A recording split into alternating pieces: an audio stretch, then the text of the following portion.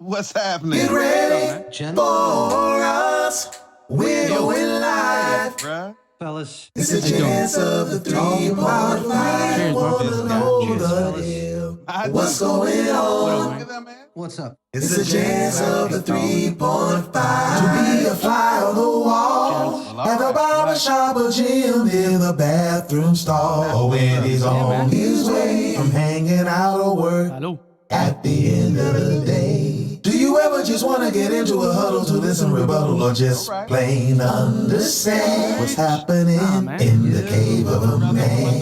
Yeah. Speak on it. 3.5. Yeah. All right.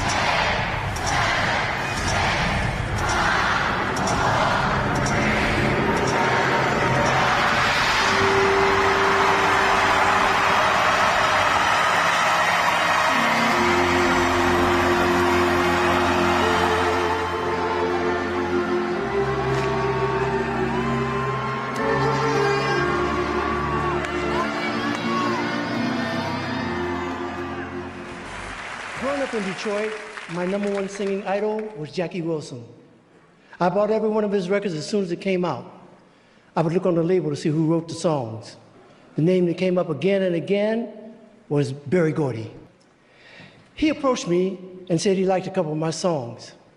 Now keep in mind, I was 17 and he had just written the first 5 hits for my singing idol. Berry signed us to a management contract and began mentoring me on my songwriting. And we became best friends. Berry Gordy once said, a song's gotta get 'em in the first 10 seconds. The Motown sound hooked us all right and held on tight for 62 years and counting.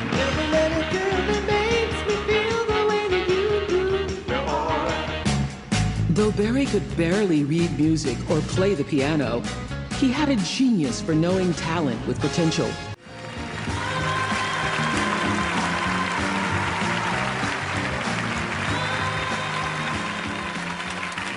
In 1968, Berry Gordy made musical and network television history by uniting Diana Ross and the Supremes and the Temptations in a special called TCB, or Taking Care of Business.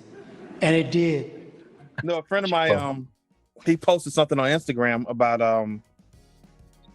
I think, so like Broadway's putting back up some of their shows. And so a couple of Broadway shows are changing a few things in their shows based on everything that's happened over the last year with like Black Lives Matter and, the recent thing with In the Heights and everything. And so Bella's, so they bringing back Beauty and the Beast and Belle gonna be black this time? That's what's gonna happen. Well, Book of Mormon basically is supposedly changing up a little bit of their script. Doing rewrites. They're doing rewrites because when they're coming back out in October, November, and they're basically going to change some stuff. And what I said to my friend, I was like, well, it's funny they want to change stuff now. When it first came out and they were getting all this backlash, they were saying that they didn't care that the writing was meant to be like that, and they didn't care if it offended anybody. It's part of the comedy. But now they want to make all these rewrites based on all the backlash that like In the Heights is getting and other platforms. And so they don't have a choice right now because the world has woken up. Even like Juneteenth is a holiday now. Like they realize that the world is truly waking up, so they can't say that shit anymore. They can't say, "Oh, we don't care," because cancel culture is gonna be like, cancel them. Yeah. Well, I don't think the Mormon Church have black members anyway, so I don't care. Well, Gladys Knight. She's the only one. I think she's a fake Mormon. She's still fried chicken. So the most hilarious thing to me ever in life is a black Mormon. Like anytime I see one, I'm just like, what are you doing for life, man? But the most hilarious one I got darker because of the midnight train to Georgia, you know. Right. But have you ever seen the clip of the 90s cartoon where Jesus cured someone from being black? Like, he's like, let me cure you. And then it was a black person, and then when he finished curing them, they turned white. What was the? It must have been a Caribbean cartoon. No, it wasn't Caribbean. It was. Was it South Park or something? No, it wasn't South Park. I'll have to find the clip and send it to you guys. But it was just hilarious.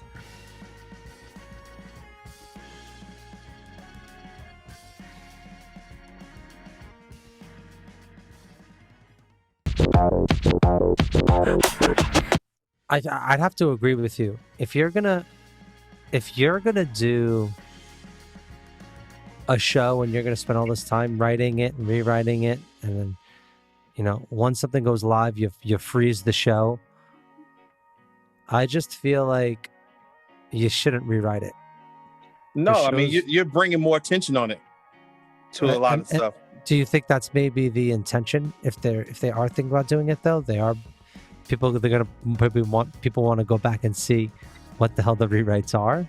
Oh, that could be a little bit of a that's the angle they're going for. Yeah, but I agree with you. I learn from it. Like, that's what you said. That's what you text me, and yeah. I really agree with you. Like, you learn from what your mistakes in the past, or just learn from what is just not really accepted or what's changed over time. Yeah, and write it for the next project. Yeah, do better the next time. It's like better the next time. That's what you said. Right? Yeah, exactly. I don't really think Lynn should have apologized, but I'm not mad that he apologized because In the Heights, I definitely don't think he needed to apologize. I think a lot of people are right in what they're saying. Even the comedian with the talk show, I forgot his name, but he was saying, dude, you made these white politicians black in Hamilton.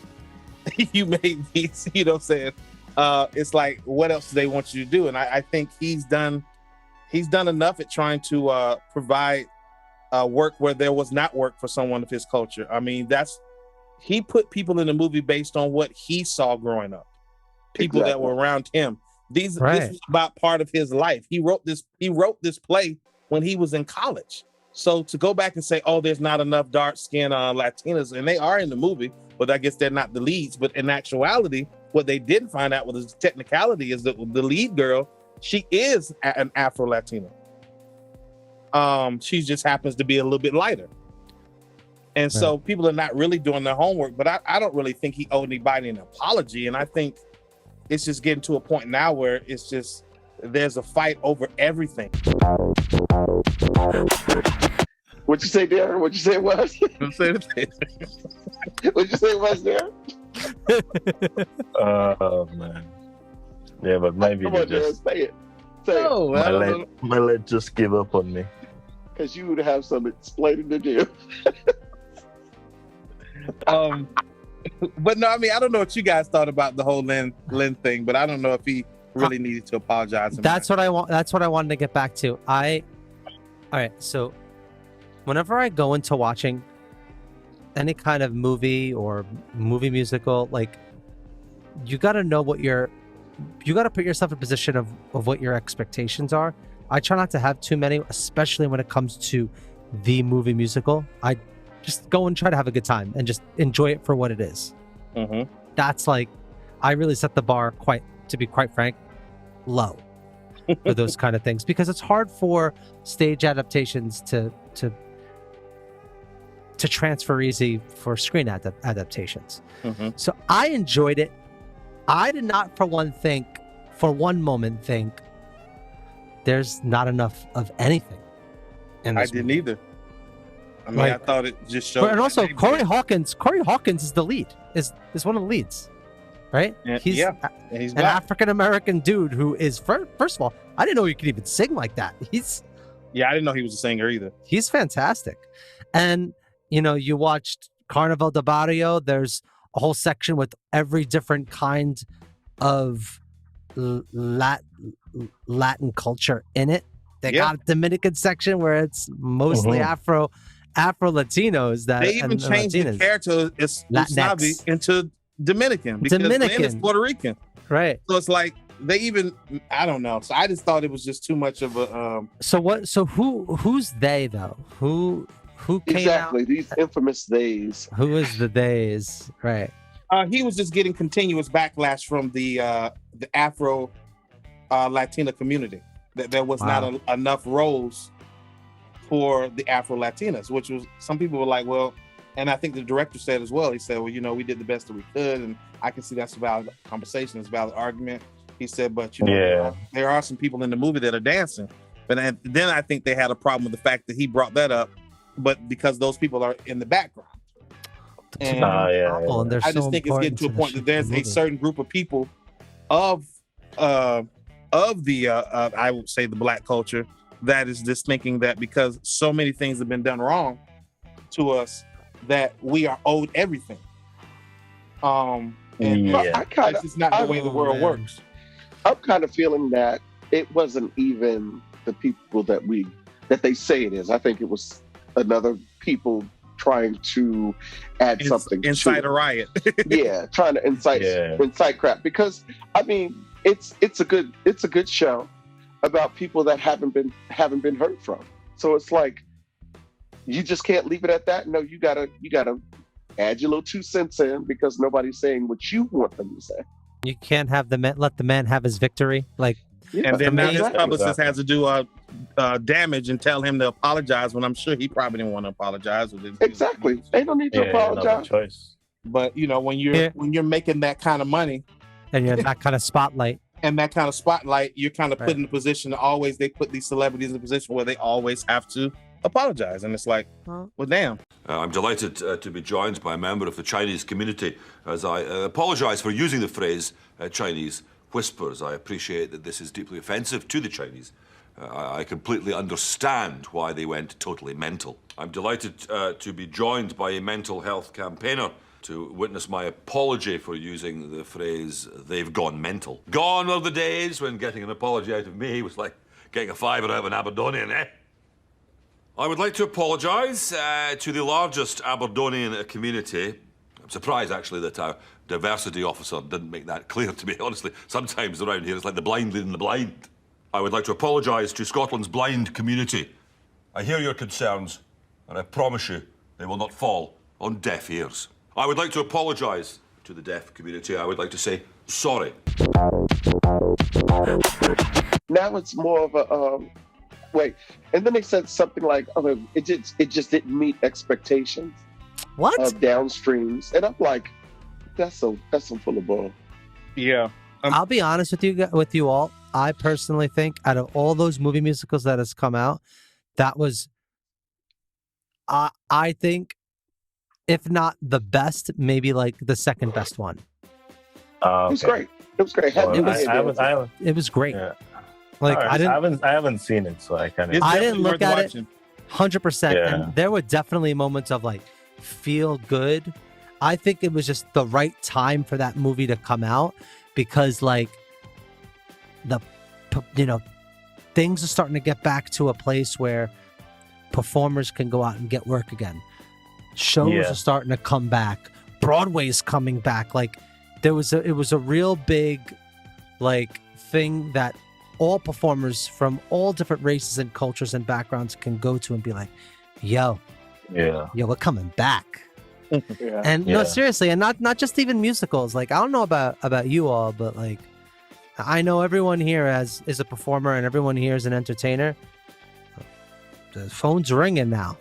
I'm starting to get phone calls. Hey, are you available for dates? Like, yo, I should be leaving on the 26th. I got a call for the 26th, but I was just like, nah, man. Too fast, too soon. Too soon. Darren, would you ever consider going back to ships? Yeah, I would go back. Yeah. Not for a small cabin, no. No, but like, have you had conversations yet about possibly going back? I haven't had conversations with anybody that would benefit me. No. But I've had conversations with friends that asked me would I go back. I would definitely go back. And I say not a small cabin, not to be bougie. It actually was it was messing with me, like claustrophobic. I was dealing with that. And then I started to build that, and it was also my psyche because it was such a small quarters. I always had to be out. So the more I was out, the more I was spending money. The more you're spending money, because Norwegian cabins are tiny, man. Yeah. Norwegian cabins are tiny. Like literally, I could stretch from like this and this. That would be my cabin. Like it's crazy. You start to go crazy after a while. You start talking to yourself because it's like you gotta leave. Yeah, you gotta leave. You gotta leave. So you gotta leave, and then the more you're out, the more security's watching you because they're like, "Well, this guy's out all the time." Then you're dealing with that kind of, whatever. That's one thing about that contract and that ship that was crazy to me. Like so many people got fired, man. So many people got fired. I'm like, we're overnighting it's like a free day in Bermuda. So we're there for 3 days.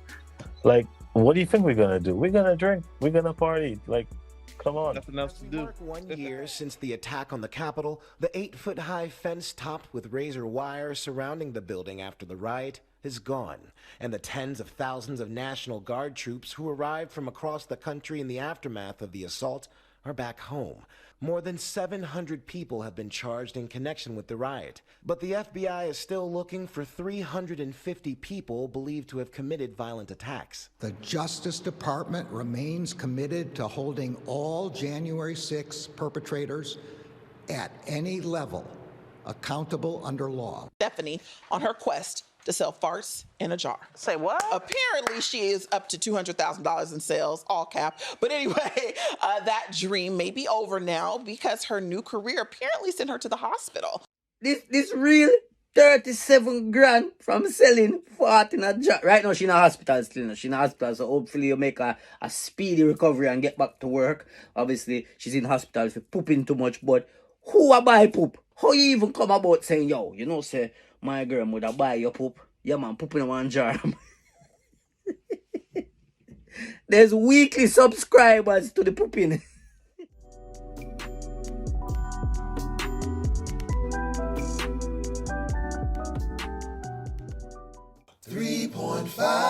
The Gents of 3.5. Well, all right.